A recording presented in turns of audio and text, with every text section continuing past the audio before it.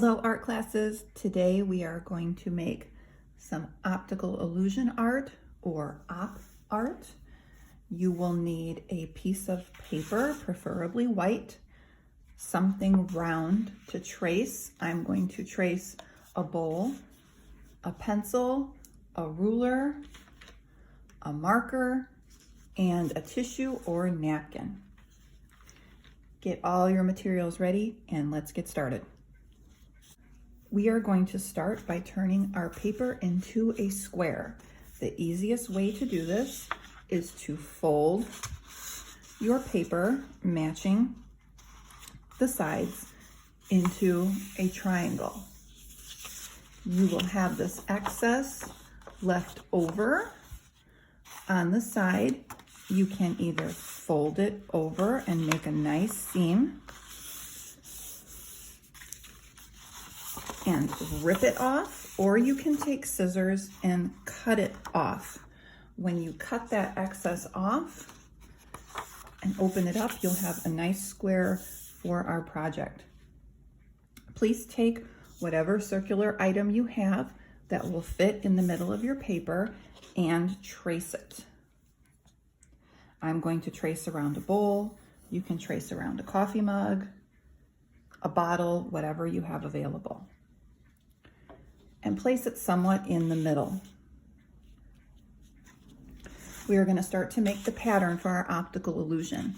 So with your ruler, you are going to make a line down the middle of your circle and paper. You don't have to be exact. And you're going to go all the way through.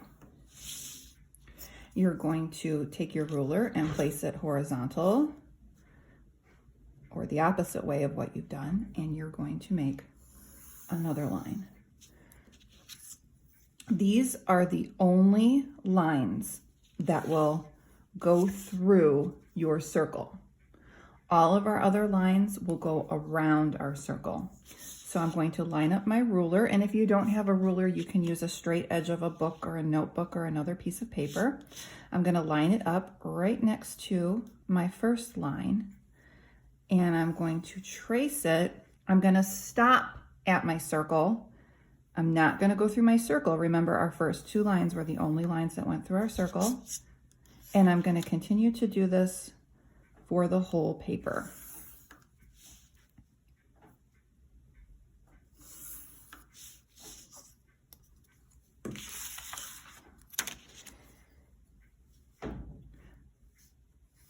Remember, I'm not going to go through my circle anymore. I'm going around it.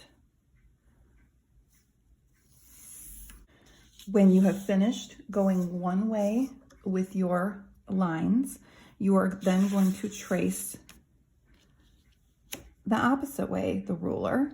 But again, you are not going through your circle. You are stopping and picking up on the other side. Do not go through your circle.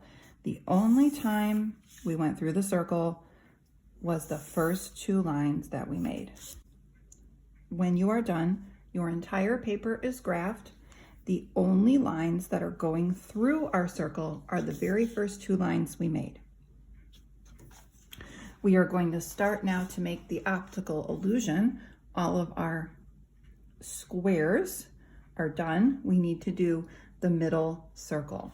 Inside your circle, you're going to find the lines that would have went through your circle. So mine are right there. And we're going to make a wavy line to connect it. It doesn't have to be perfect. You're going to find a line that would have went through your circle at the bottom, and we are going to dip down and make a wavy line to connect. You're going to find the lines that would have went through your circle on either side going vertical, and we're going to start where that line picks up, and we're going to curve it down to meet the other line.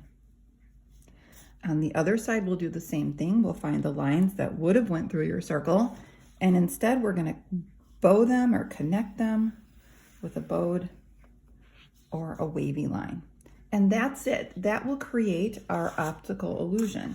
Now it's up to us to color it the correct way. When we do that, we are going to color every other square. So pick out a color. It can be any color you like. I went with green. I thought it looked kind of Christmassy. This time I'm going to go with blue. So I'm going to start in the middle of my circle, and I like to outline first.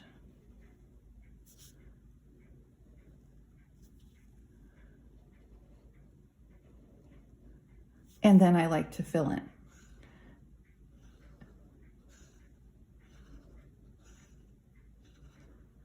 You can use crayons or colored pencils.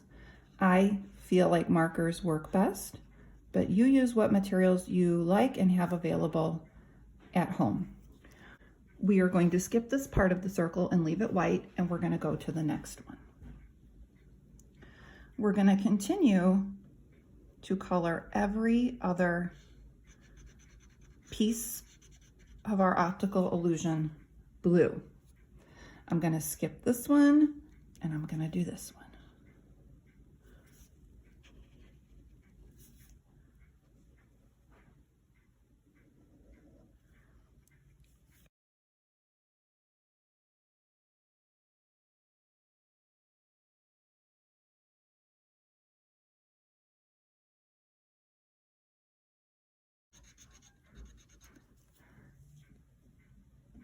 You're going to continue to do every other piece of your optical illusion until your whole project is filled.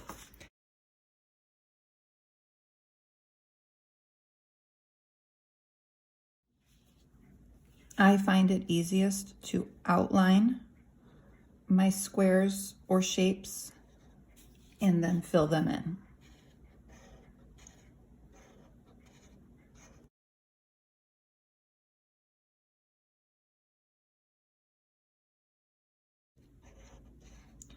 When you are done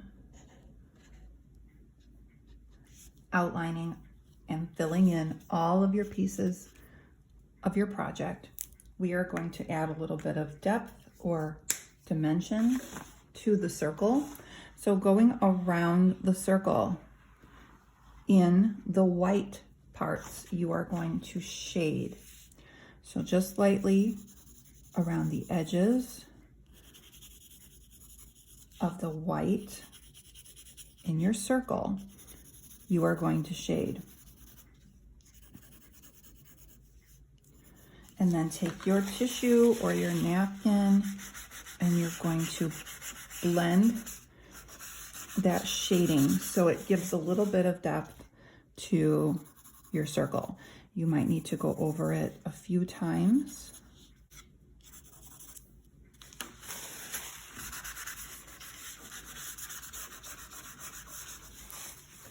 When you are done with your project, please take a photo and submit it in Google Classroom. If you have any questions, please send me a message. I'll see you next week.